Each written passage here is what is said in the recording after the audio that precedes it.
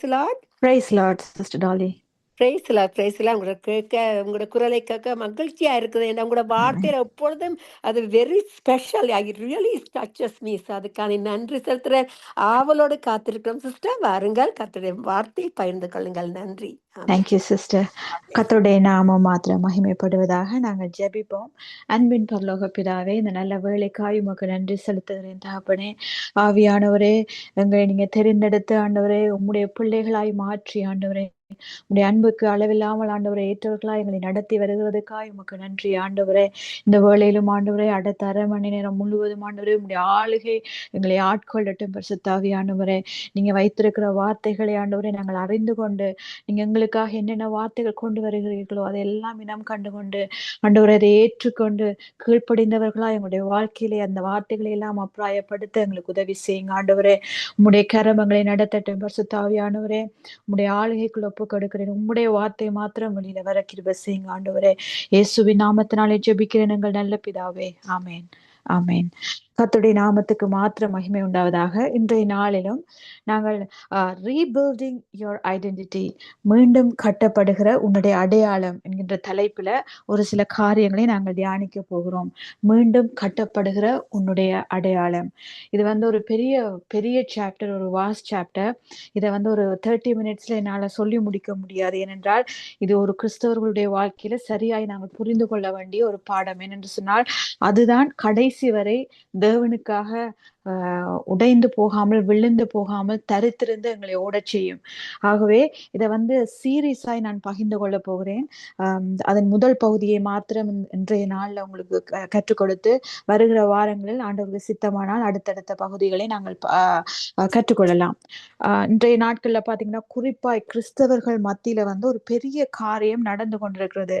இது ஒரு குறிப்பிட்ட நாட்டுல மாத்திரமில்ல, உலகமெங்கிலும் இருக்கிற கிறிஸ்தவர்கள் மத்தியில ஒரு பெரிய மாற்றம், ஒரு பெரிய ஷிஃப்ட் நடந்து கொண்டிருக்கிறது. ஆண்டவர் அநேகருடைய அடையாளங்களை திரும்ப கட்டி கொண்டிருப்பதை நாங்கள் பார்க்க முடிகிறது. இதை கேட்டுக்கொண்டிருக்கிற எத்தனை பேர் அப்படியான ஒரு சூழ்நிலைக்குள்ள போய்கொண்டிருக்கிறீங்கன்னு எனக்கு தெரியாது. ஆனால் இன்றைக்கு ஆண்டவர் திரும்ப அடையாளங்களை கட்டி கொண்டிருக்கும் போது அதை சரியாய் புரிந்து கொள்ளாத கிறிஸ்தவர்கள் இன்றைக்கு அநேகர் விழுந்து போகிற அனுபவத்துக்குள்ள போய்கொண்டிருக்கிறாங்க. ஒரு பக்கத்துல இவாஞ்சலிசம் நடக்கிறது, சுவிசேஷங்கள் அறிவிக்கப்படுகிறது. அநேக ஜனங்கள் கூட்டம் கூட்டமாய் ஆண்டவராகிய இயேசு கிறிஸ்துவை சொந்த இரட்சகராய் ஏற்றுக்கொண்டு வந்து கொண்டிருக்கிறார்கள். ஆனால் இன்னொரு பக்கத்துல ஏற்கனவே ஆண்டவரை அறிந்த பிள்ளைகள் அங்கே விழுந்து போய் கொண்டிருக்கிறதை நாங்கள் அறிந்திருக்கிறோம்.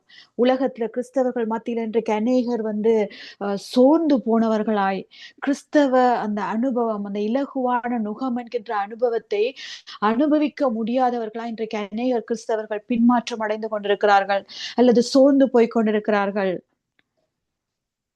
ஒரு காலத்துல நாங்க அநேக அற்புதங்களையும் அடையாளங்களையும் தேவன் கொடுக்கிற பதில்களையும் பலவிதமான சந்தர்ப்பங்கள்ல பல விதத்துல நாங்க அனுபவிச்சிருக்கிறோம். அற்புதங்கள் எல்லாம் சர்வ சாதாரணமாய் கிறிஸ்தவ உலகத்துல நடந்திருக்கிறது. உங்களை பற்றி எனக்கு தெரியாது, ஆனால் என்னுடைய சிறு வயதுல இருந்தே என்னுடைய தாய் தகப்பன் எல்லாம் பாஸ்டர் அம்ப்ரோஸ், குணச்செல்வம் பாஸ்டர் அவளோடு, ராஜேந்திரன் பாஸ்டரோடு இணைந்து வேலை செய்ததுனால அந்த கூட்டங்களில் எல்லாம் அநேக அற்புதங்களை நான் என் கண்களாலேயே பார்த்திருக்கிறேன். செவிடர்கள் கேட்பதையும், குருடர்கள் காண்பதையும், முடவர்கள் நடப்பதையும், அநேக அற்புதங்கள் அப்படியே கொத்து கொத்தாக அற்புதங்கள் நடக்கும். ஜெபங்களுக்கெல்லாம் உடனே பதில்களை அநேகர் அனுபவிப்பதை பார்த்து ஆண்டவருடைய நாமத்தை நாங்கள் மகிமைப்படுத்திருக்கிறோம். ஆனால் இன்றைக்கு நீங்க உண்மையிலேயே இது நாங்க ஆண்டவரை மகிமைப்படுத்துறது எல்லாத்தையும் தாண்டி ஒரு ஃபேக்சுவலா ஒரு உண்மையாய் நீங்க ஆராய்ச்சி செய்து பார்ப்பீங்கன்னு சொன்னா இன்றைக்கு அநேக கிறிஸ்தவருடைய வாழ்க்கையில பதில் கிடைக்காத ஜெபங்கள் அநேகம், ஏங்கி ஏங்கி தவித்து கிடைக்க பெறாத அற்புதங்கள் அநேகம். எத்தனை பேர் ஏற்றுக்கொள்றாங்களோ இல்லையோ எனக்கு தெரியாது, ஆனா நான் பார்த்து கொண்டிருக்கிறேன் என்னுடைய கண்களால. அதனாலதான் சொல்றேன், இன்றைய காலகட்டத்துல இன்றைக்கு அந்த அனுபவங்கள், அற்புதங்களை பெற்று அனுபவிக்கிற அனுபவங்கள் எல்லாம் ஒரு தூர பார்த்த ஒரு காரியங்களாய் மாறிவிட்டது. இன்றைக்கு இன்றைய உலகத்துல அக்கிரமங்கள் பெருகி விட்டது. உலகம் முழுக்க அநேக மாற்றங்கள் நடக்கிறது. அதே போலதான் கிறிஸ்தவ உலகத்திலேயும் பெரிய பெரிய மாற்றங்கள் நடந்து கொண்டிருக்கிறது. அப்படியானால் ஆண்டவருடைய கை குறுகி விட்டதா? இல்ல அவருடைய வல்லமை குறைந்து விட்டதா? இல்ல தேவன் இனிமேல் அற்புதம் செய்யக்கூடாதுன்னு முடிவு செய்து விட்டாரா? இல்ல இல்ல, அவருடைய கரம் குறுகவும் இல்லை, அவருடைய வல்லமை ஒன்றும் குறையல, அவருடைய காண்டோடைய காரியங்கள், அவருடைய கிரியை எல்லாம் அப்படியேதான் இருக்கிறது. ஆனால் கிறிஸ்தவர்களுடைய ஆவிக்குரிய வாழ்க்கையில ஒரு பெரிய மாற்றம் இன்றைய காலத்துல நடந்து கொண்டிருக்கிறது. இது கடைசி காலமா இருக்கிறது. ஆண்டவர் ஒரு பெரிய ரீபில்டிங்க, மறுசீரமைப்பு, மீண்டும் கட்டப்படுகிற ஒரு அனுபவத்துக்குள்ள ஒவ்வொரு ஆண்டவருடைய பிள்ளையும் ஆண்டவர் கொண்டு சென்று கொண்டிருக்கிறார். முன்பு தேவன் நம்முடைய வாழ்க்கையில வெளிப்புறமான காரியங்களை கட்டி இருக்கலாம், ஆனால் இப்போதோ அவர் நம்முடைய உள்ளார்ந்த ஐடென்டிட்டிய ஆண்டவர் கட்டி கொண்டிருக்கிறார். இதுதான் இன்றைக்கு நடந்து கொண்டிருக்கிற ரீபில்டிங். ஆகவே ஒரு காலத்துல என்னுடைய ஐடென்டிட்டி என்னன்னு சொல்லி நாங்கள் ஆராய்ந்து பார்த்திருப்போம், வேதங்களை படித்திருப்போம், வசனங்களை கேட்டிருப்போம். ஆனால் இன்றைக்கு நாங்கள் கேட்க வேண்டிய சத்தியம் என்னவென்று சொன்னால், மீண்டும் கட்டப்படுகிற அடையாளம், மறுபடியுமாய் கட்டப்படுகிற கிறிஸ்தவ வாழ்க்கையிலேயே மறுபடியுமாய் கட்டப்படுகிற அடையாளம். அங்கே யோவான் 6வது அதிகாரம் 31வது வசனம் என்று நினைக்கிறேன். யோவான் 6:32. அவர் எனக்கு தந்தருளினவைகளில் ஒன்றையும் நான் இழந்து போகாமல் கடைசி நாளில் அவைகளை எழுப்புவதே என்னை அனுப்பின பிதாவின் சித்தமாயிருக்கிறது. ஆண்டவராக இயேசு கிறிஸ்துடைய வாஞ்சை என்னவென்று சொன்னால், பிதா தனக்கு கொடுத்த அந்த ஆத்துமாக்களை இங்க புதுசா நாங்க சுவிசேஷம் ஒரு பக்கம் அறிவிக்கப்பட்டு கொண்டிருக்கிறது.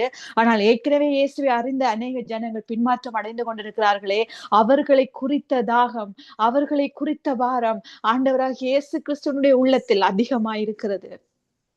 அதை குறித்து அவர் ஏங்கிக் கொண்டிருக்கிறார். என்னை அறிந்த என்னுடைய பிள்ளைகள், என்னுடைய அடையாளத்தை பெற்ற என்னுடைய பிள்ளைகள் மறுபடியுமாய் விழுந்து அடையாளத்தை மறைந்தவர்களாய், தொலைத்தவர்களாய் அல்ல, மறந்தவர்களாய் பின்மாற்றம் அடைந்து கொண்டிருக்கிறார்கள். அதனாலதான் அங்கே தேவன் தன்னுடைய ஆள் மனதில் இருக்கிற அந்த ஆதங்கத்தை வெளிப்படுத்துகிறார். அவர் எனக்கு தந்தவைகளில் ஒன்றையும் நான் இழந்து போகாமல் கடைசி நாளில் அவைகளை எல்லாம் நான் எழுப்புவதே என்னை அனுப்பின பிதாவின் சித்தமாயிருக்கிறது. ஆகவேதான் இன்றைக்கு மறுபடியும் அநேக கிறிஸ்தவருடைய வாழ்க்கையில அவருடைய அடையாளத்தை ஆண்டவர் மீண்டும் கட்டி கொண்டிருக்கிறார் எனக்கு அன்பானவர்களே. ஆனால் இந்த மீண்டும் கட்டப்படுகிற அடையாளம் முன்பு போல இருக்காது. இந்த புதிதாக ஒரு அடையாளத்தை பெற்றுக்கொள்வது, அதாவது முதலாக ஆண்டவருடைய அற்புதத்தை பெற்றுக்கொண்டு ஆண்டவராக இயேசு கிறிஸ்துவை அறிந்து அவரை சொந்த இரட்சகராக ஏற்றுக்கொண்டு ஞானஸ்தானம் எடுத்து அந்த புதிய அடையாளம், ஆண்டவருடைய பிள்ளை என்கின்ற அந்த புதிய அடையாளத்தை பெற்றுக்கொள்ளுகிற அந்த முதல் அனுபவமும் திரும்ப கட்டப்படுகிற அடையாளம், மறுபடியுமாய் கட்டப்படுகிற அனுபவம் வித்தியாசம், பாதை வித்தியாசம். முதல் தடவை உங்களுக்கு அடையாளத்தை நீங்க பெறும்போது உங்களுக்கு இல்லாத ஒரு புது காரியத்தை நீங்க பெற்றுக்கொள்ளுவீங்க, ஒரு அற்புதத்தை பெற்றுக்கொள்ளுவீங்க, ஆண்டவரை சந்திப்பீங்க. ஆனால் மறுபடியுமாய் அடையாளம் கட்டப்படும் போது உங்களுடைய வாழ்க்கையிலே நடக்கிற முதல் பெருங்காரியம், யூ வில் லூஸ் எவ்ரிதிங். நீங்க சகலவற்றையும் உங்களுடைய வாழ்க்கையில இழந்து போவீங்க. கேட்கறதுக்கு நிறைய ஷாக்கிங்கா இருக்கலாம், ஏற்றுக்கொள்ள முடியாததா இருக்கலாம், ஆனால் இதுதான் நிஜம். சில நேரங்களை நீங்க எல்லாத்தையுமே இழக்கலாம். ஆனால் நல்ல கவனமாய் கேளுங்கள், நீங்கள் இழப்பது உங்களுடைய ஐடென்டிட்டி அல்ல, உங்களுடைய அடையாளத்தை அல்ல.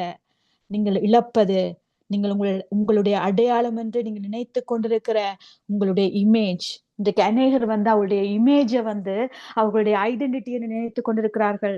அதாவது அவர்களுடைய உருவத்தை, அதாவது வெளியில பார்க்கிறதுக்கு அவர்கள் எப்படி இருக்கிறார்களோ, அதாவது நான் இப்ப பார்த்து உங்களை பார்த்து கேட்டேன்னா, ஹூ ஆர் யூ, நீங்க யார் அப்படின்னு சொல்லி உங்களை பார்த்து ஒரு கேள்வியை கேட்பனே. ஆனால் இன்றைக்கு அநேகருடைய பதில் எப்படி இருக்கும் என்று சொன்னால், என்னுடைய பெயர் இது, நான் இந்த ப்ரொஃபஷன்ல இருக்கிறேன், இதை படிச்சிருக்கிறேன், கல்யாணம் முடிச்சிருக்கிறேன், எனக்கு இத்தனை பிள்ளைகள், இங்க வீடு இருக்குது, இதை சாதித்திருக்கிறேன், இதை அச்சீவ் பண்ணிருக்கிறேன், ஒலிம்பிக்ல 2 மெடல் வாங்கியிருக்கிறேன். இப்படி எங்களுடைய சாதனைகள், ஆசீர்வாதங்கள், நாங்கள் பெற்றுக்கொண்ட காரியங்கள், அது மாத்திரமில்ல எங்களிடத்துல இருக்கிற இந்த ஜபத்துல நல்லா ஜபிக்கிறவர்களா இருக்குதா, ஜபன் வீரன் என்கின்ற அடையாளம், வசனத்திலே வல்லவன் என்கின்ற வெளி உலகத்துக்கு காட்டுவதற்காக நாங்கள் கட்டி வைத்திருக்கிற ஒரு பெரிய இமேஜ், வெளியரங்கமாய் தெரிகிற காரியங்கள், இதெல்லாம் தான் எங்களுடைய அடையாளம் என்று நினைத்துக் கொண்டிருக்கிறோம். இன்றைக்கு தேவன் எங்களுக்கு முதலில் வைத்த அடையாளத்தின் கருப்பொருளை மறந்தவர்களாய் நாங்கள் வெளியில தெரிகிற சாட்சியான வாழ்க்கை, ஆவிக்குரிய வாழ்க்கையில நடக்கிற பரிதாபங்கள் தான் இது. ஆவிக்குரிய வாழ்க்கையில எங்களுக்கு வெளியரங்கமாய் தெரிகிற சாட்சிகள், வெளியரங்கமாய் நாங்கள் காட்டுகிற விஷயங்கள், அல்லது தேவனிடத்திலிருந்து எங்களுக்கு கிடைக்க பெற்ற ஆசீர்வாதங்கள், நன்மைகள் தான் எங்களுடைய அடையாளம் என்று சொல்லி நாங்கள் இன்றைக்கு நிறைய பேர் மாறிவிட்டோம். அதை அடையாளம் என்று சொல்லி நம்ப ஆரம்பித்து விடுகிறோம். அதனாலதான் ஆண்டவர் உங்களுடைய அடையாளத்தை மீண்டும் கட்டும் போது உங்களுடைய வாழ்க்கையிலே நடக்கிற முதல் காரியம், யூ வில் லூஸ் எவ்ரிதிங். நீங்க உங்களுடைய வாழ்க்கையில் எதையெல்லாம் உங்கள் அடையாளம் என்று சொல்லி தவறாய் புரிந்து கொண்டிருக்கிறீங்களோ அது எல்லாவற்றையும் இழந்து போவீங்க. This is to make you understand it is what is your real identity is. To make you understand you're holding on to an image as your identity. ஆண்டவர் உங்களுடைய ஐடென்டிட்டியை, உங்களுடைய அடையாளத்தை மீண்டும் கட்டும் போது முதலில் அவர் உன்னுடைய அடையாளம் இல்லாத சில காரியங்களை அல்லது பல காரியங்களை உன்னுடைய வாழ்க்கையிலிருந்து அகற்ற ஆரம்பிப்பார். இந்த இமேஜுக்கும் ஐடென்டிட்டிக்கும் இருக்கிற வித்தியாசம் என்னவென்று சொன்னால், image is what people see. Identity is how God sees. இன்றைக்கு நாங்க அந்த இமேஜ், அந்த வெளியரங்கமான தோற்றம் தான் எங்களுடைய ஐடென்டிட்டி. அந்த வெளியரங்கமான தோற்றம் மற்றவர்கள் உங்களை பார்க்கிற பார்வைதான். ஆனால் அடையாளம் என்பது தேவன் எங்களை பார்க்கிற விதம். எங்களுடைய வேலை, வசதி, எங்களுடைய குடும்ப வாழ்க்கை, கல்யாண வாழ்க்கை, எங்களுடைய கரியர், எங்களுக்கு இருக்கிற பிள்ளைகள், நாங்கள் இருக்கிற வீடு, எங்களுடைய பொருளாதாரம், எங்களுடைய ஜெப வாழ்க்கை, வசனத்துல இருக்கிற எங்களுடைய நாலேஜ், பைபிள் எந்த அளவுக்கு தெரிந்திருக்கிறவங்களுடைய ஞானம், உலகத்துக்கு காட்டுவதற்காக நாங்கள் கட்டி வைத்திருக்கிற ஒரு பெரிய ஒரு இமேஜ், வெளியரங்கமான அந்த தோற்றம், இது எல்லாத்தையும் நாங்கள் அடையாளம் என்று சொல்லி கட்டி வைத்திருக்கிறோம். கேட்கலாம் அப்படின்னு ஆண்டவர் என்னுடைய ஆசீர்வாதத்தின் சாட்சி ஆண்டவர் உடைக்கிறாரான்னு கேட்டீங்கன்னு சொன்னா, எஸ். இந்த செய்தி எல்லாருக்கும் இல்லை. இந்த செய்தியின் மூலம் ஆண்டவர் குறிப்பிட்ட ஒரு சிலரோடு மாத்திரம் பேசிக் கொண்டிருக்கிறார். நாங்கள் எங்களுடைய ஆவிக்குரிய ஞானத்தையும் ஆவிக்குரிய வளர்ச்சிகளையும் எங்களுக்கு புரிந்து கொண்ட வசனங்களையும் எங்களுடைய ஜெபங்களின் அழகையும் வைத்து எங்களுடைய அடையாளத்தின் அஸ்திவாரத்தை இன்றைக்கு கட்டி கொண்டிருக்கிறோம். ஆனால் எங்களுடைய உண்மையான அடையாளம் என்ன? நாங்கள் ஆண்டவருடைய பிள்ளை. நாங்கள் ஆண்டவருக்குள் யார் என்கின்ற அந்த உண்மை, நாங்கள் தேவனுடைய பிள்ளை. அந்த அடையாளத்தை மீண்டும் கட்டுவதற்காக நாங்கள் அடையாளமாய் கருதி கொண்டிருக்கிற உங்களுடைய வாழ்க்கையில் ஊடுருவி விட்ட எல்லா தோற்றங்களையும் ஆண்டவர் இன்றைக்கு உடைத்தறிவார். அதுதான் அவர் உங்களை மீண்டும் கட்டுகிற வாழ்க்கையில அவர் செய்கிற முதலாவது காரியம். ஏனென்று சொன்னால், இந்த இமேஜ், அதாவது தோற்றம் என்ன செய்யும் என்று சொன்னால், எங்களுடைய ஸ்ட்ரென்த்ல, எங்களுடைய பலத்துல எங்களை நம்ப வைக்கும். ஆனால் தேவனுடைய அடையாளமோ எங்களை தேவனை நம்ப வைக்கும், அவரை டிபெண்ட் பண்ண வைக்கும். உங்களுடைய தோற்றத்தின் மூலம் உங்களுடைய வாழ்க்கையில நடக்கிற காரியங்களை வைத்து நீங்கள் உங்களுடைய அடையாளத்தை கட்டும் போது நீங்கள் உங்கள் சுய பலத்தை நம்ப ஆரம்பிச்சிருவீங்க. ஆனால் தேவனுடைய அடையாளத்தை நம்பி வாழும் போது முழுக்க முழுக்க தேவனை டிபெண்ட் பண்ண ஆரம்பிச்சிருவீங்க. இந்த சீரீஸுக்கு ஆண்டவர் திரும்ப கட்டுகிற இந்த அடையாளத்துக்கு நாங்கள் நாங்கள் ரெஃபர் பண்ண போகிறோம் என்று சொன்னால், வேதத்துல யோபுவினுடைய வாழ்க்கையை வைத்துதான் ஆண்டவர் எப்படி எங்களுடைய வாழ்க்கையை திரும்ப கட்டுகிறார் என்று சொல்லி நாங்கள் அறிந்து கொள்ள போகிறோம். வேதத்துல யோபுவினுடைய வாழ்க்கையை வைத்து யோபுவினுடைய வாழ்க்கையை ஆண்டவர் திரும்ப கட்டினார். புதிதாக கட்டல, அவனுடைய அடையாளத்தை ஆண்டவர் புதிதாய் கட்டவில்லை. அவனுடைய அடையாளத்தை ஆண்டவர் மீண்டும் கட்டுவதை தான் யோபுவினுடைய முழு அதிகாரமும் எங்களுக்கு கற்றுக் கொடுக்கிறது.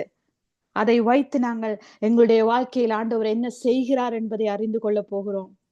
யோபு 1வது அதிகாரம் 21வது வசனத்தை நீங்க வாசிப்பீங்கன்னு சொன்னா, அவன் பிள்ளைகளையும் வீடு வாசல்கள், சொத்துக்கள், இது எல்லாவற்றையும் இழந்த போது அவன் என்ன சொல்லுகிறான்னு சொன்னா, சால்வையை கிழித்து தன்னுடைய தலையை சிரைத்து தரையில விழுந்து பணங்கி அவன் சொல்லுகிறான், நிர்வாணியா என் தாயின் கற்பத்தில் வந்தேன், நிர்வாணியாய் அவ்விடத்துக்கு திரும்ப போவேன். கர்த்தர் கொடுத்தார், கர்த்தர் எடுத்தார், கர்த்தருடைய நாமத்துக்கு ஸ்தோத்திரம் என்று சொன்னான்.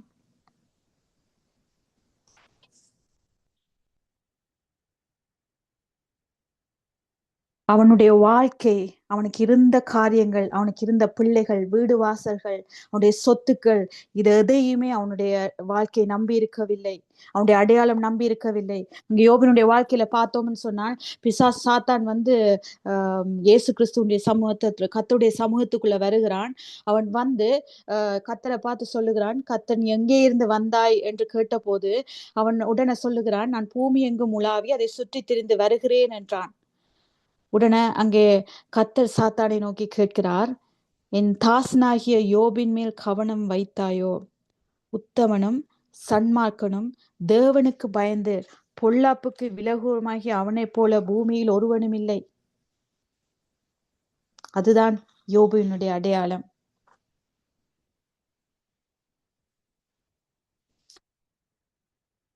யோபனுடைய அடையாளத்தை பாத்தீங்கன்னு சொன்னா, அங்கே அதுல எனக்கு பிடிச்ச விஷயம் என்னன்னு சொன்னா, அங்கே சாத்தான் வந்து தேவனுடைய சமூகத்துல வந்து யோபுவை பற்றி கதைக்கவே இல்லை. அவன் வந்து சொல்லுகிறான், நான் பூமி எல்லாத்தையும் சுத்தி திரிஞ்சு வந்தனன்னு சொல்லுகிறான். ஆனா அவன் வந்து சொன்ன உடனே ஆண்டவரே கேட்கிறார், என்னுடைய தாசனாகிய யோபின் மேல் கவனம் வைத்தாயோ என்று கேட்கிறார். அதுல என்ன அழகான விஷயம் என்னன்னு சொன்னா, ஆண்டவர் வந்து யோபுவுக்கான அடையாளத்தை பிசாசு கொடுப்பதற்கு முன்பதாகவே, மற்றவர்கள் கொடுப்பதற்கு முன்பதாகவே ஆண்டவரே அவனுடைய அடையாளத்தை பேசுகிறார். மற்றவர்கள் பேசுவதற்கு முன்பதாகவே ஆண்டவர் உங்களுடைய அடையாளத்தை பேசுகிறவராயிருக்கிறார். பிசாசு உங்களை குறித்து சொல்லுவதற்கு முன்பதாக, மற்றவர்கள் உங்கள் சாட்சிகளையோ அல்லது உங்களுடைய தெய்வீக ஞானத்தையோ உங்களுடைய சாதனைகளையோ வெற்றிகளையோ ஆசீர்வாதங்களையோ பற்றி பேசுவதற்கு முன்பதாக ஆண்டவர் உங்களுக்கென்று ஒரு அடையாளத்தை ஏற்படுத்தி இருக்கிறார். அது நீங்க கருவுல தோன்றும் போதே உங்களுக்காக ஆண்டவர் ஏற்படுத்தின அடையாளம். இங்க யோபுவுக்கு ஆண்டவர் கொடுத்த அடையாளம் என்ன? அவன் என்னுடைய தாசன், அவன் என்னுடைய தாசன். அந்த என்னுடைய தாசன் என்கின்ற அந்த வார்த்தைக்கு பின்னால நான் மகேந்திரன் கடை வந்து பேசுறேன். உங்களோட செய்திக்கு 35 நிமிடங்களுக்கு பாஸ்டர் 35 நான் மகேந்திரன் கடை. பிரேசலோட ஐயா, உங்களோட மைக்கை மியூட் பண்ணுங்க ஐயா.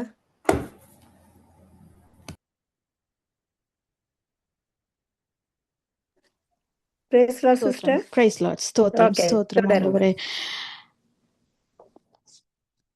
இங்கே நாங்கள் பார்க்கிறோம், யோபுவினுடைய அடையாளத்தை ஆண்டவர் பிசாசு சொல்லுவதற்கு முன்பதாகவே, அதாவது அவன் வந்து சொல்லியிருக்கலாம், நீ யோபுக்கு வந்து இவ்வளவு பிள்ளைகள் இருக்கிறார்கள், இவ்வளவு ஆஸ்தி இருக்கிறது, இவ்வளவு சொத்து இருக்கிறது, இதெல்லாத்தையும் சொல்றதுக்கு முன்பதாகவே ஆண்டவர் என்ன செய்கிறார் என்று சொன்னால், தானே யோபுவை அறிமுகப்படுத்துகிறார். அவன் என்னுடைய தாசன்.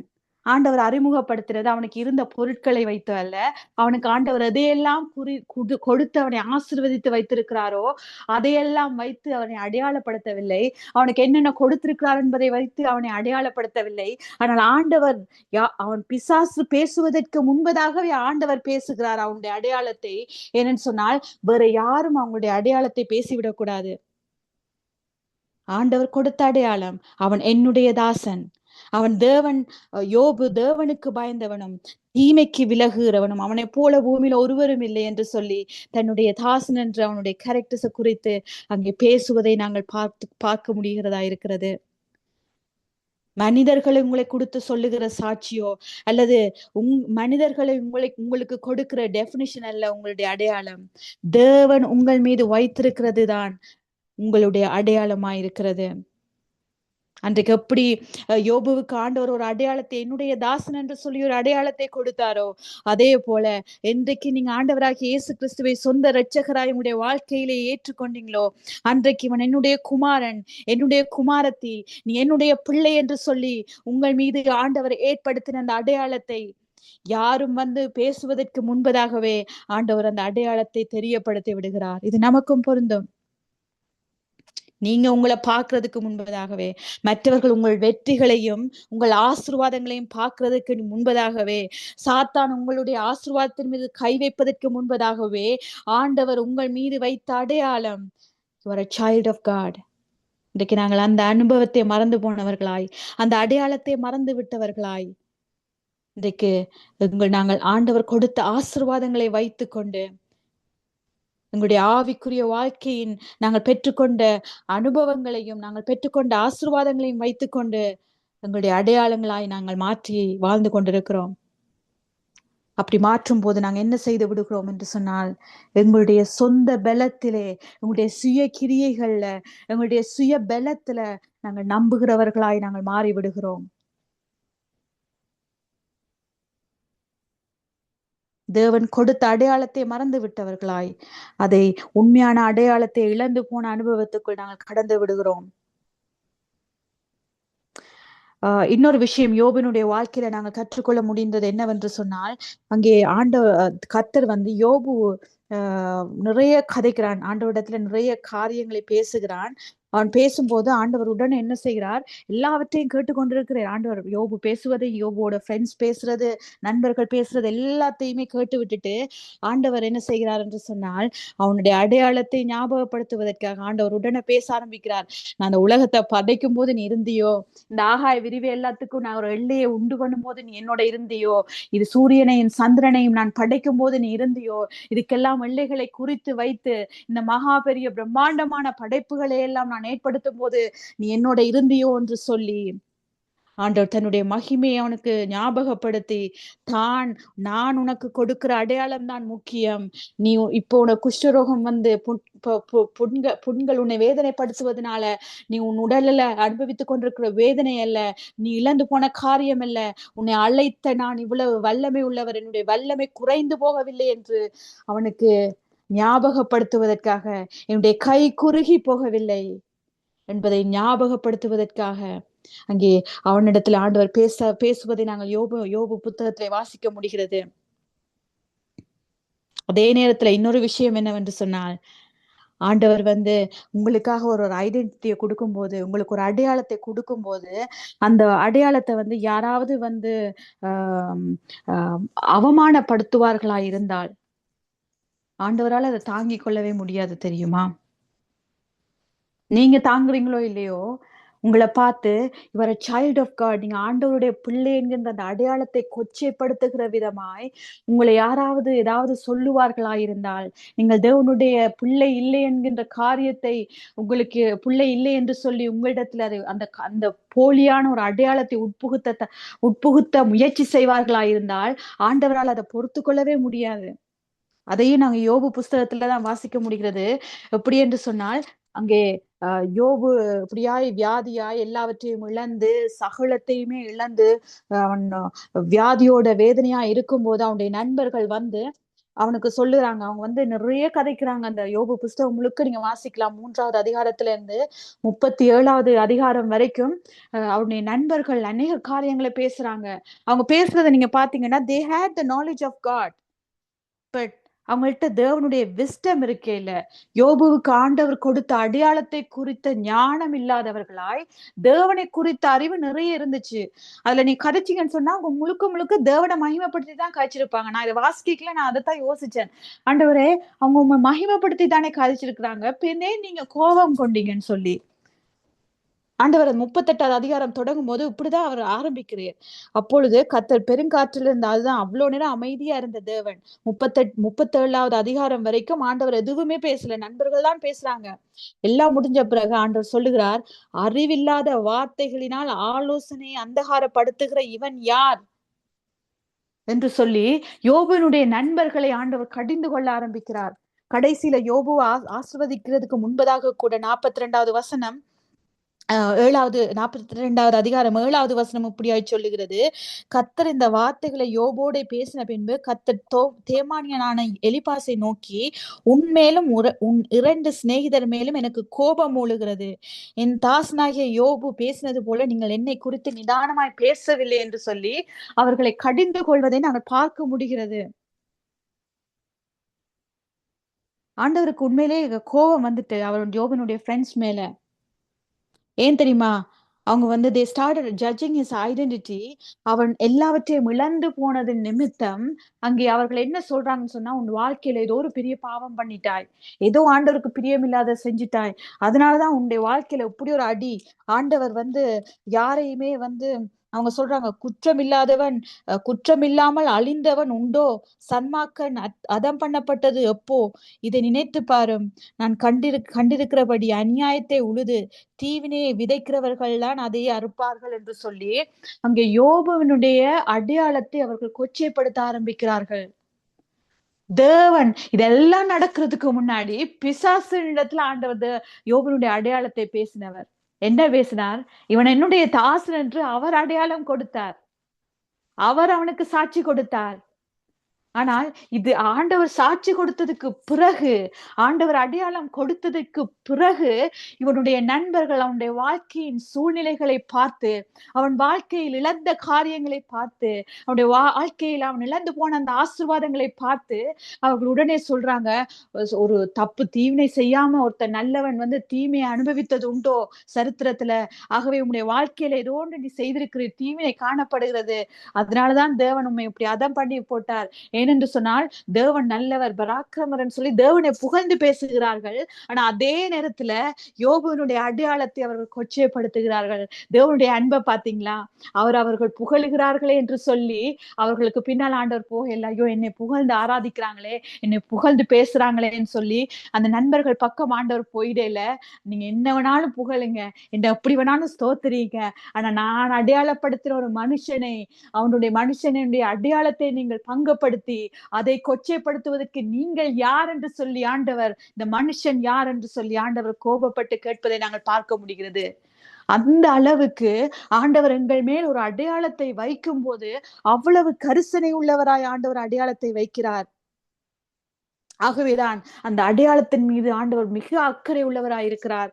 அதனாலதான் இன்றைக்கு அநேக கிறிஸ்தவர்கள் அடையாளத்தை இழந்து கொண்டு போய்கொண்டிருக்கும் போது அதை கண்டு அதை சகிக்க முடியாதவராய், அதை கண்டும் காணாமல் இருக்க முடியாதவராய், அந்த அடையாளம் மீண்டும் கட்டப்பட வேண்டும். அந்த அடையாளத்தை அவர்களுக்கு மீண்டும் ஞாபகப்படுத்த வேண்டும். அவர்கள் நான் உயிரோடு கடைசி காலத்தில் எழுப்பப்படும் போது அவர்கள் அதை இழந்து போய்விடக்கூடாது, பரலோகராஜ்யத்தை இழந்து போய்விடக்கூடாது, பிதா எனக்கு கொடுத்த இந்த சிறியவர்கள் ஒருவரையும் நான் இழந்து போகக்கூடாது என்று சொல்லி ஆண்டவர் இன்றைக்கு வாஞ்சியாய் உங்களுடைய என்னுடைய அடையாளத்தை மீண்டும் கட்டி கொண்டிருக்கிறார். எனக்கு அன்பானவர்களே, மூன்றாவது காரியம், நீங்கள் உங்களுடைய வெளிப்புறமான காரியங்கள் அடையாளத்தை இமேஜை உங்களுடைய அடையாளமாய் நினைத்துக் கொண்டிருக்கும் போது உங்களை அது ஒரு பயத்திலேயே வாழ வைக்கும். நான் தேவனுடைய அடையாளமோ தேவன் மீது உங்களுடைய நம்பிக்கையை வைக்க வைக்கும். நீங்க உங்களுடைய காரியத்துல உங்களுக்கு கிடைத்த ஆசீர்வாதங்களை வைத்து, உங்களுக்கு கிடைத்த வெற்றிகளை வைத்து, உங்களுக்கு கிடைத்த ஆவிக்குரிய ஞானங்களை வைத்து மாத்திரம் உங்களுடைய அடையாளத்தை பில்ட் பண்ணி கொண்டிருப்பீங்கன்னு சொன்னா அப்பவுமே ஒரு பயத்துல இருப்பீங்க. ஐயோ, நான் இப்படி செஞ்சா, இப்படி சொன்னா, இப்படி கதைச்சா அவங்க என்ன நினைப்பாங்களோ, என்ன நடந்து விடுமோ, அல்லது என்னுடைய அடையாளம் எல்லாம் எல்லாரும் என்னை தூற்றி விடுவார்களோ, இப்படி ஆகிவிடுமோ, அப்படி ஆகிவிடுமோ, இதை இழந்து விடுவேனோ என்று சொல்லி இன்றைக்கு பயந்து போய்கொண்டேதான் நீங்க வாழ்ந்து கொண்டிருப்பீங்க. ஆனால் உங்களுடைய ஐடென்டிட்டி தேவன் கொடுத்த உண்மையான அடையாளத்தை அறிந்தவர்களாய், அதை நம்பினவர்களாய் நீங்க இருப்பீங்க என்று சொன்னா எது நடக்கிறதோ அது நடக்கட்டும், எது நடந்தாலும் சரி, எதை இழந்தாலும் சரி, எது என்னை விட்டு போனாலும் சரி, எனக்கு தேவன் கொடுத்த அடையாளம், அவருடைய பிள்ளை என்கின்ற அந்த அடையாளம் என்னை விட்டு ஒருபோதும் மாறாது என்று சொல்லி திடமுள்ளவர்களாய் நாங்கள் வாழ முடியும். தானியேல் ஒரு நல்ல ஒரு முன்மாதிரி. சிங்க கபில தானியேலை போடும்போது அவர் சொல்லுகிறார், என் தேவன் தப்பிக்க வல்லவர், ஆகவே அவர் என்னை கட்டாயம் தப்பிப்பார் அப்படின்னு மாத்திரம் அவர் சொல்லல. என் தேவன் தப்பிக்க வல்லவர் தான். ஆனால் அவர் வல்லவராக இருந்தும் அவர் தப்புவியாமல் போனாலும் நான் பயப்படேன். ஏனென்று சொன்னால் அவர் செய்கிற ஆசீர்வாதங்களுக்காக அல்ல, தேவன் செய்கிற நன்மைகளுக்காக அல்லாமல் அவர் நல்லவர் என்பதற்காக தானியேல் தேவனை விசுவாசித்தார். நாங்களா இருந்தா என்ன செய்திருப்போம்? 3 வேளை ஜெபம் பண்ண ஒரு மனுஷனை சிங்க கபிக்குள்ள போடுறதுக்கு ஆண்டவர் அனுமதிச்சிருக்கிறார் என்று சொன்னால் அவன் ஜெபிச்ச 3 ஜெபத்துல ஏதோ ஒரு பிழை இருக்குதுன்னு சொல்லியிருப்பாங்க இன்றைக்கு அநேகர். மற்றவர்கள் எங்களுக்கு கொடுக்கிற அடையாளம் அப்படிப்பட்டதுதான். ஆனால் தேவன் கொடுக்கிற அடையாளத்தை நாங்கள் சரியாய் புரிந்து கொண்டிருக்கும் போது நாங்க 3 வேளை ஜெபம் பண்ணாலும் சரி, 4 வேளை ஜெபம் பண்ணாலும் சரி, சிங்க கபிக்குள்ளே போகிற அனுபவங்கள் ஏற்படும் போது இந்த சிங்க கபியிலே என்னை ஆண்டவர் தப்புவியாமல் போனாலும் கூட தப்புவியாமல் போனாலும் கூட அவர் தேவன், அவர் எனக்கு கொடுத்த அவருடைய பிள்ளை என்கின்ற அந்த அடையாளம் என்னை விட்டு ஒருபோதும் மாறாது என்று சொல்லி அதை திடமாய் பிடித்து கொண்டவர்களா எங்களுடைய வாழ்க்கை இருக்கும். அடுத்தது, நீங்க உங்களுடைய இமேஜ, உங்களுடைய தோற்றத்தை நம்பாம இருப்பீங்கன்னு சொன்னா, அடையாளமாய் ஏற்படுத்துவீங்கன்னு சொன்னா, உங்களுடைய இமேஜை உங்களுடைய அடையாளமாய் நினைத்து கொண்டிருப்பீங்கன்னு சொன்னா, உங்களுடைய வாழ்க்கையில காரியங்கள், எதிர்மறையான காரியங்கள் நடக்கும் போது அப்படியே உடைஞ்சு போயிடுவீங்க. You will break down completely. ஆனால் தேவன் கொடுக்கிற அடையாளத்தை நீங்கள் பிடித்து கொண்டிருக்கும் போது கண்மலையின் மேல் கட்டப்பட்ட கற்பாறையின் மேல் கட்டப்பட்ட ஒரு வீடாக அசைவம் இல்லாமல் எப்படிப்பட்ட கொந்தளிச்ச ஜலம் வந்தாலும், புயல் ஏற்பட்டாலும், பெருங்காற்று அடித்தாலும் அதுல எதுலையுமே உடைந்து போகாமல், அப்படியே சுருங்கி விடாமல், துவண்டு விடாமல் அந்த கற்பாறையாகிய இயேசு கிறிஸ்துவின் மேல் கட்டப்பட்டவர்களா. ஏனென்று சொன்னால் அவர் கொடுத்த அடையாளத்தை நீங்கள் பிடித்திருக்கும் போது அந்த கண்மலையின் மேல் கட்டப்பட்டவர்களாய் இந்த உலகத்தில் ஏற்படுகிற எந்த மாற்றமும் உங்களை அசைக்க முடியாதபடி ஒரு இலகுவான நுகத்தை சுமந்தவர்களாய் நாங்கள் மாற ஆரம்பித்து விடுவோம். இன்றைக்கு அநேகர் தங்களுடைய ஜெபம் கேட்கப்படாமல் பதில் கிடைக்காமல் போகும்போது அவர்களுடைய தோற்றங்களை மாத்திரமே அவருடைய அடையாளங்களாய், அவங்களுக்கு கிடைத்த ஆசீர்வாதங்களை மாத்திரமே அடையாளங்களாய் நம்பிக்கொண்டிருக்கிறவர்கள் அநேகர். அவர்கள் அவருடைய ஜெபங்களுக்கு பதில் கிடைக்காம போகும்போது, அல்லது வாழ்க்கையில காரியங்கள் எதிர்மறையாய் நடந்து எல்லாவற்றையும் இழந்து போகும்போது சமயங்கள் ஏற்படும் போது அவங்க என்ன சொல்லிடுறாங்கன்னா, நான் என்ன ஜெபம் பண்ணாலும் கேட்கப்பட போறது இல்லை, ஆண்டவர் எதையோ தரதான் தரப்போறேன், அவர் கொடுக்கறதான் நான் வாங்க வேண்டும், எப்படியோ வாழ்ந்துட்டு போகிறேன் என்று சொல்லி ஒரு உயிரில்லாத வார்த்தைகளை பேசுகிறவர்களாய், ஒரு நம்பிக்கை இல்லாத வாழ்க்கையை வாழுகிறவர்களாய், அல்லது இருதயம் ஒரு கல்லாகி போனவர்களாய் இன்றைக்கு அநேக கிறிஸ்தவர்கள் அடையாளத்தை மறந்து வாழ்ந்து கொண்டிருக்கிறதுனாலதான் ஆண்டவர் மறுபடியுமாய் உங்களுடைய அடையாளத்தை கட்ட ஆண்டவர் விரும்புகிறார். ஆனால் தேவன் கொடுத்த அடையாளத்தை நீங்க நம்பி நடக்கும் போதோ எல்லாமே இழந்து போனாலும் நீங்க கற்பாறையின் மேல் கட்டப்பட்ட ஒரு கட்டிடம் போல உறுதியா நிற்போம். ஏனென்று சொன்னால் எங்களுடைய அடையாளம் எல்லாம் நாங்க கட்டின அடையாளம் இல்லை, அது தேவன் எங்களுக்கு கொடுத்த அடையாளம்.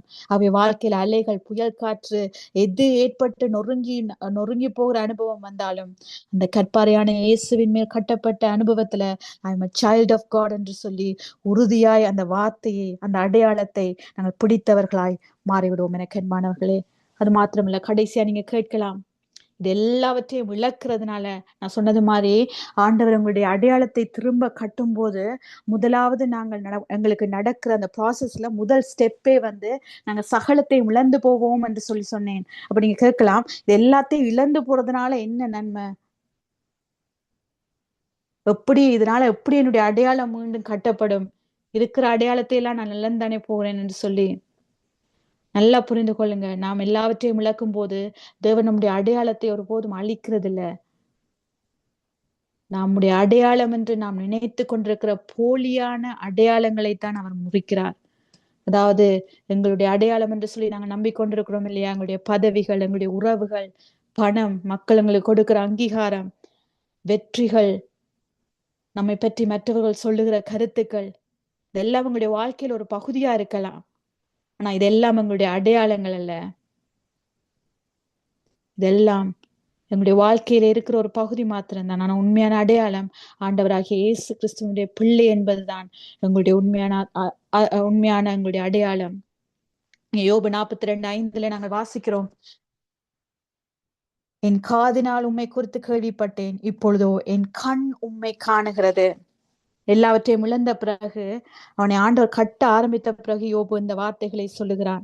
யோபு தேவனை முன்பே அறிந்திருந்தவன், சன்மார்க்கனாய் வாழ்ந்தான், நல்லவனாக வாழ்ந்தான். சில இழப்புகளை ஆண்டவர் உங்களுடைய வாழ்க்கையிலே வெளிப்படுத்துவது உங்களை முடிந்து போக பண்ணுவதற்காக அல்ல, உங்களை மீண்டும் கட்டுவதற்காக. அதாவது உங்களுக்கு ஒரு புதிய அனுபவத்தை ஆண்டவர் உங்களுக்கு கொடுப்பதற்காக. யோபு அவன் வாழ்க்கையில முதல்ல இழந்தது அவனுடைய சொத்துக்கள், பிறகு அவனுடைய பிள்ளைகள், அவனுடைய உடலுடைய நலம், அவனுடைய சமூகத்துல அவனுக்கு இருந்த அந்த அங்கீகாரம், அவருடைய நண்பர்களுடைய புரிதல், இது எல்லாமே அவனுக்கு இருந்தது. ஆனால் கடைசியாய் அவன் அது எல்லாத்தையும் இழந்து போன உடனே அவன் கண்டுபிடித்த உண்மையான அடையாளம் என்ன தெரியுமா? நான் இதுவரைக்கும் தேவனை காதுனாலதான் கேள்விப்பட்டேன், அவர் நல்லவர் என்று சொல்லி அவரை நினைச்சு வாழ்ந்துட்டு இருந்தேன். ஆனால் இன்றைக்கு அவரை நான் நேருக்கு நேராக அவரை சந்திக்க முடிந்தது. இதுதான் கர்த்தர் எங்களுடைய அடையாளத்தை திரும்ப கட்டும் போது பழைய மனிதனாக பழைய அனுபவங்களோடு அவர் கட்டுறதில்ல, ஒரு புது அனுபவத்தை ஆண்டவர் எங்களுக்கு கொடுக்கிறார். அந்த புது அனுபவம் எங்களை எங்களை ஒரு புது ஆண்டவரோடு இருக்கிற உறவுல ஏதோ தூரத்துல கேள்விப்பட்டு தூரத்துல ஏதோ எப்பயோ நடந்த அற்புதங்களையும் அடையாளங்களையும் சாட்சிகளாய் கேட்டு அவரை விசுவாசிக்கிற அனுபவம் இல்ல, அவரோடு சேர்ந்து வாழுகிற ஒரு அனுபவம். வெறும் காதுனால கேட்டு கேட்டு வெறும் வசனங்களை வாசிக்கும் போது யாரோ சொல்லி கொடுக்கிற வசனங்களை மாத்திரம் அங்கே பிடித்து கொண்டு அதை நம்பி விசுவாசிக்கிற வாழ்க்கை மாத்திரம் இல்லாம, நீங்க வேதத்தை திறந்து வாசிக்கும் போது அந்த வேத வசனங்கள்ல இருக்கிற பொக்கிஷங்களை எல்லாம் ஆண்டவர் உங்களுடைய கண்களுக்கு புலப்படுத்தி உங்களோடு சேர்ந்து நடக்கிற ஒரு புதிய அனுபவத்தை ஆண்டவர் கொடுப்பார். ஏன் தெரியுமா? அவர் உங்களுக்கு கொடுத்த அடையாளம், நீங்க அவருடைய பிள்ளை என்கின்ற அடையாளம். அந்த உண்மையான அடையாளத்தை நீங்க பிடித்து கொள்ளும் போது அவர் உங்களுடைய தகப்பன். தூர நின்று நடுவுல ஆள் வச்சு உங்களோட கதைக்க மாட்டேர். நீங்க காதால மட்டும் கேட்டுக்கொண்டிருக்க மாட்டீங்க. அவரை சந்திக்கிறவர்களாய் உங்களுடைய தகப்பனை, அவருடைய பிள்ளை என்கின்ற அடையாளத்தை நீங்கள் விசுவாசிக்க ஆரம்பிக்கும் போது உங்களுடைய தகப்பனாய் உங்கள் அருகாமையிலே அவர் நடக்க ஆரம்பிக்கிறார். ஆகவே வெறும் காதுகளால கேட்கிறது இல்லாம அவரை சந்திக்கிற ஒரு ஜெயமுள்ள கிறிஸ்தவ வாழ்க்கையை பெற்றுக்கொண்டவர்களாய் நாங்கள் வாழ ஆரம்பித்து விடுகிறோம். கண்பானவர்களே, இந்த காரியத்தை குறித்து நாங்கள் பகுதியாய் ஒவ்வொரு வாரமும் தியானிக்க போகிறோம். கர்த்தர் எங்களோடு அநேக காரியங்களை பேசுவார் என்று சொல்லி நான் விசுவாசிக்கிறேன். ஜெபிப்போம். அன்பின் பரலோக பிதாவே, இந்த நல்ல வேலைக்காய் உமக்கு நன்றி ஆண்டவரே. நீங்கள் கற்றுக் கொடுத்தது நல்ல பாடங்களுக்காய் உமக்கு நன்றி ஆண்டவரே. உங்களுடைய அடையாளத்தை திரும்பவுமாய் நீங்க கட்டுகிறீங்களே, அதுக்காய் உமக்கு நன்றி ஆண்டவரே. இன்றைக்கு எந்த கிறிஸ்தவர்கள், எத்தனை பிள்ளைகள் ஆண்டவரே, உண்மை அறிந்த பிள்ளைகள் யாரெல்லாம் ஆண்டவரே நீங்க கொடுத்த அடையாளத்தை இழந்து போனவர்களாய் அல்லது மறந்து போனவர்களாய் ஆண்டவரே, ஒரு இலகுவான நுகத்தை சுமக்க முடியாதபடி மிகவும் பாரமான நுகத்தோடு ஆண்டவரே ஒரு உயிரற்ற வார்த்தைகளை பேசிக்கொண்டு தங்களுடைய வாழ்க்கையை வாழ்ந்து கொண்டிருந்தால், இந்த வார்த்தைகள் போகிற இந்த சமயத்தில் தானே சுவாமி அவர்கள் ஒவ்வொருவருடைய வாழ்க்கைகளும் தொடப்படும்படியாய் ஜெபிக்கிறேன் ஆண்டவரே. தகப்பனே, நீங்க திரும்ப கட்டுகிற அந்த அடையாளத்தின் அனுபவத்தை பெற்று அனுபவிக்க அவளுக்கு நீங்க உதவி செய்யுங்கப்பா ஆண்டவரே. யாரெல்லாம் உம்மை விட்டு தூர போய் கொண்டிருக்கிறார்களோ அவர்களை எல்லாம் மறுபடியுமாய் உம் மண்டைக்குள் கொண்டு வந்து உம்முடைய செட்டைக்குள் கொண்டு வந்து தகப்பனே, தேவன் பிதா உமக்கு கொடுத்த யாரையும் நீங்க இழந்து போக கூடாது என்று வாஞ்சிக்கிற தெய்வம் அல்லவா, அவ்வளவு அன்பு வைத்திருக்கிற தெய்வம் அல்லவா நீங்க ஆண்டவரே. அந்த அன்புலை விட்டு நாங்கள் விலகி ஓடி விடாதபடி அடையாளத்தை ரெனியூ பண்ண, அதை திரும்ப கட்டி பெற்றுக்கொள்ள ஆண்டவரே, இதை கேட்கிற ஒவ்வொருவருக்கும் நீங்க உதவி செய்யுங்க தகப்பனே. உடைய கரம் கிரியை செய்யட்டும். இயேசுவின் நாமத்தினாலே ஜெபிக்கிறேன் எங்கள் நல்ல பிதாவே. ஆமென். ஆமென். ஆமென். நன்றி சிஸ்டர் சானி ஜெயந்தா.